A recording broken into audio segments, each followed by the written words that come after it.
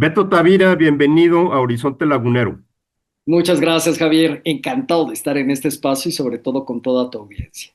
No, bueno, y muchas gracias por estos minutos. Vamos a platicar de tu libro Por debajo de la mesa, que ya está en librerías esta semana, y que aparte, bueno, en el caso de La Laguna viene en una época muy fortuita porque Luis Miguel acaba de estar el sábado aquí en Torreón, su regreso después de unos 6 años fuera. Pero tú escribes, no escribes la biografía de Luis Miguel en el estricto sentido de la palabra, escribes la biografía política de Luis Miguel. Y antes Sí, que entrar en el detalle del personaje, creo que es uno de los méritos del libro, por supuesto. El otro gran mérito que a lo mejor pasa algo desapercibido, Beto, es que no es muy común que escuchemos la biografía política de las celebridades, del mundo de la exacto. farándula. Ese es un aspecto de su vida que todos quieren tener muy guardado. Sí, completamente de acuerdo. Como que pareciera que hay cierto secretismo que prefieren las celebridades mantenerla, no así los políticos. Los políticos, al contrario, ellos siempre van a capitalizar el estar cercano a una celebridad porque esto les genera pues un impacto mediático mucho más taquillero, sobre todo en época de elecciones. Entonces, como bien dices, no estamos acostumbrados, por lo tanto, pues este libro por debajo de la mesa, que nos habla Eh, del sol y su relación con el poder político, pues nos muestra ese, yo le llamo ese eclipse de sol, ¿no? Jugando un poco con el apodo y el sobrenombre de Luis Miguel, que es el Sol de México.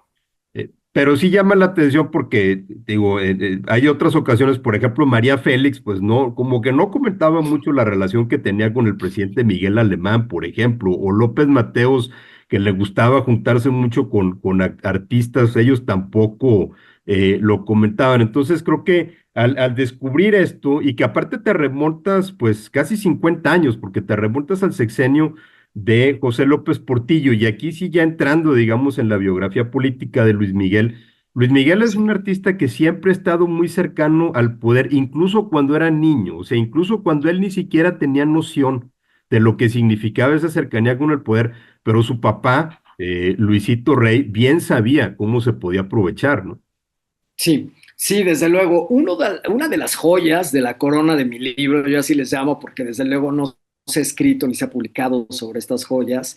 Una de estas joyas es una entrevista exclusiva que tengo con Paulina López Portillo, la hija de José López Portillo, quien, bueno, el imaginario colectivo la ubicará sobre todo en la serie de Netflix, porque es en la boda que ella tiene con el nieto del presidente Pascual Ortiz, lleva el mismo nombre, Pascual Ortiz Rubio Downey. En esa boda donde se juntan esas dos dinastías, canta Luis Miguel y es el debut de Luis Miguel en la élite empresarial y política del país, en la máxima élite. Estamos hablando en la boda de la hija del presidente.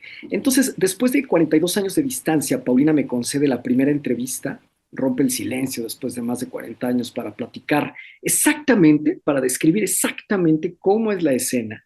Cuando entra Luis Miguel, de 10 años de edad, por el hall, por el recibidor de la casa Miguel Alemán, en la residencia oficial de Los Pinos, cruza los pisos de mármol y está debajo de los candelabros de cristal. Ahí se reúnen en un salón privado que está a un costado de las escaleras espectaculares que están en esta entrada. Y ahí se reúnen solamente Paulina López Portillo, su jefe de escoltas, el coronel Orozco, y al mismo tiempo está Luis Miguel y su papá Luisito Rey.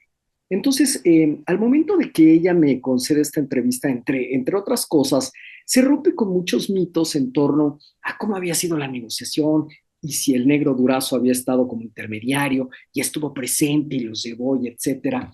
Entonces, insisto, una de estas joyas de la corona es este testimonio que nos da cuenta en la voz de la otra protagonista, que en este caso es Paulina, sobre cómo sucedieron los hechos y sobre todo, pues después de eso, qué pasó tanto en la boda, durante la boda donde cantó Luis Miguel, meses después, ya con 11 años de edad, y después de eso, cómo se fue, pues, dinamitando, catapultando su carrera como cantante a partir de ese episodio. Digamos que esa es una de las joyas de la corona y Eh, a través de 9 capítulos voy contando de manera cronológica en cada uno de los sexenios, a partir de López Portillo, que bien mencionas, pasando Bueno, por el de Miguel de la Madrid, Salinas y llegando hasta Peña Nieto. Digamos que en esa cronología es donde voy hablando los lazos y los vínculos que tuvo Luis Miguel en distintas etapas de su vida. obviamente un libro sin nota no es libro, y el tuyo la verdad es que trae varios hallazgos. El de Paulina López Portillo creo que es uno de ellos. Yo identifiqué cuatro también son los que están más distantes en el tiempo, y fueron quizá los que más llamaron la atención porque era la época en la que Luis Miguel explota como celebridad. El que comentas de la época de López Portillo es uno. El segundo que me parece muy importante porque la serie de Netflix solamente atisba un poco y tú le aportas el detalle de cómo el gobierno de Miguel de la Madrid ayudó a Luis Miguel a buscar a su mamá.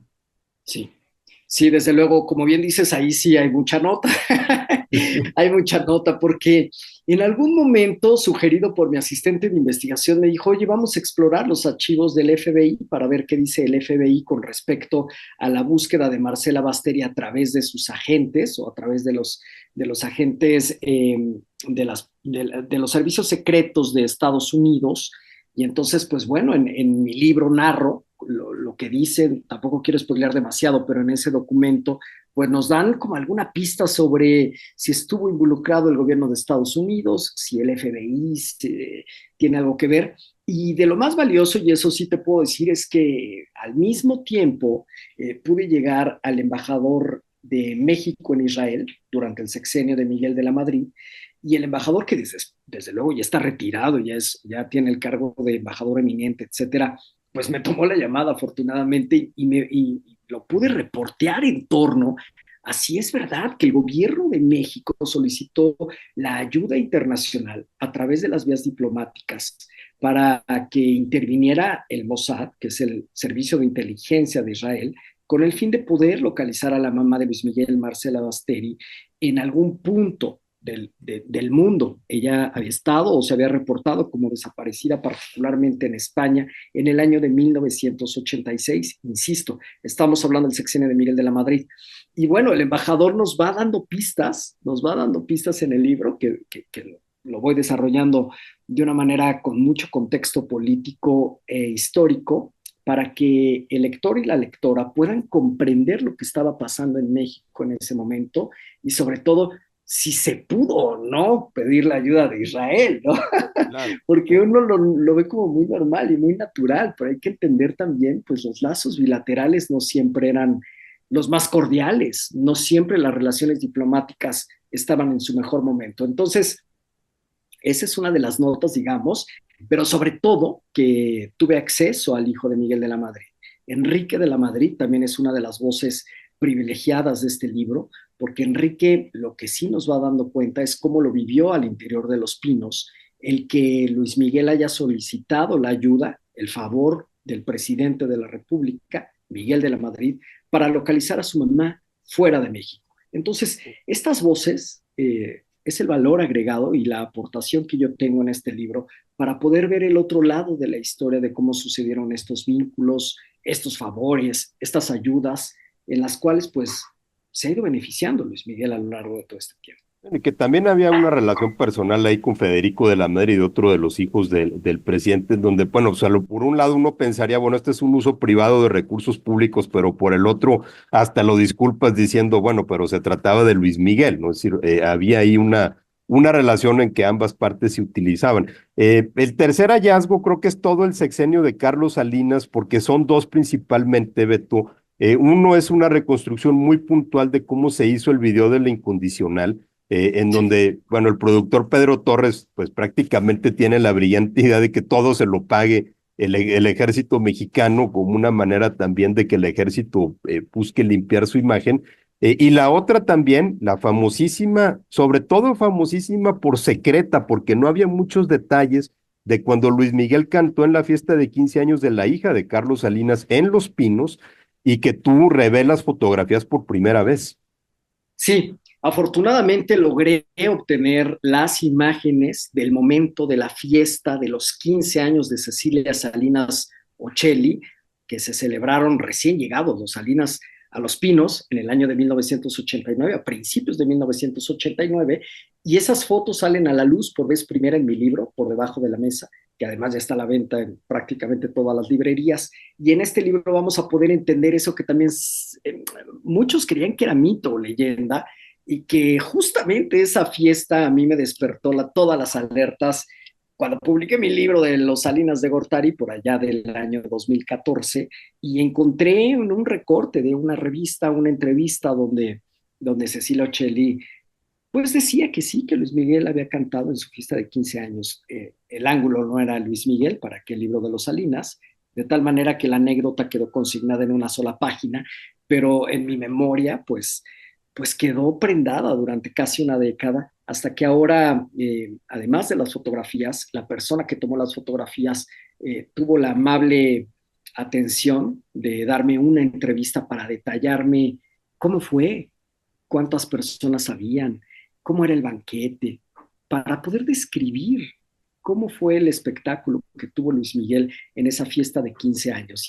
Y esto, bueno, luego ya lo vamos concatenando con momentos y episodios en la vida de Luis Miguel, donde desde luego, pues él estaba emancipándose, es decir, estaba separándose del yugo paterno, no solamente desde el lazo familiar, sino también como representante, o sea que su papá también, además de ser papá, era su representante, y después de esta autonomía, pues Luis Miguel hereda una carga fiscal muy importante, de la cual, pues, curiosamente, no se volvió a preocupar durante todo el salinato. Entonces, es muy curioso, a mí me tiene fascinado cómo vamos encontrando estos cabos sueltos que ya nos van llegando a manera de conclusiones, diciendo, bueno, bueno, bueno, o sea, a Luis Miguel le enseñó para qué servía el poder su padre, y él Ujú. lo ha sabido aprovechar muy bien a lo largo de todo su Porque creo que vale la pena aclarar, es decir, para los que puedan pensar, bueno, y es que es un libro de Luis Miguel, ¿y eso qué? O sea, esto no es un libro de Luis Miguel. Me parece que esto es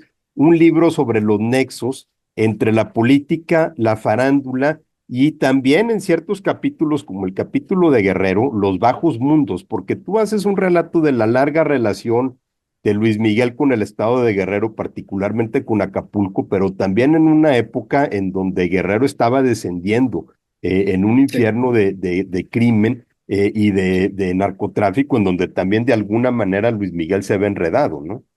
A mí me gusta mucho esto que dices, porque si bien es cierto que el libro, pues sí tiene un coqueteo hacia las fans de Luis Miguel, que van a encontrar estos datos inéditos, estas joyas, estas fotografías, estos relatos, estos testimonios, también nos habla de un retrato de la clase política mexicana, de las historias de las dinastías políticas que se van contando a través de su relación con un ídolo musical, y ese ídolo es Luis Miguel. Entonces, digamos que llega a dos públicos, y en este sentido se enriquece el uno y el otro, y vamos pues formando criterios a propósito de qué tanto hay que venerar a los ídolos o de qué tanto no hay que conocerlos tan de cerca porque puede que se nos derrumbe.